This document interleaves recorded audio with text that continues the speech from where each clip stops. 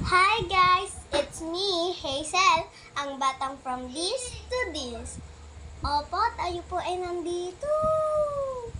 At ako po ay busog pa po, pero di pa po ako kumakain. Kahit ano nga po kasi pinagkakain-kain ko. Kaya ayun, nabusog na po ako. Kaya, at opo, ang kinaan ko po ay mga chips, chocolate, at sampalok. At tinapay din po.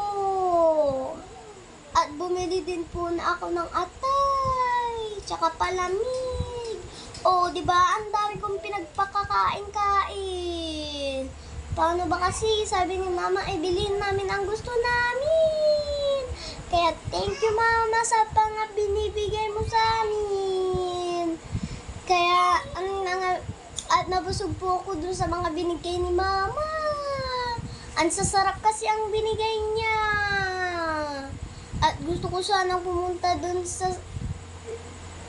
Gusto ko sana pumunta ng 7-Eleven. Kaso bawal po.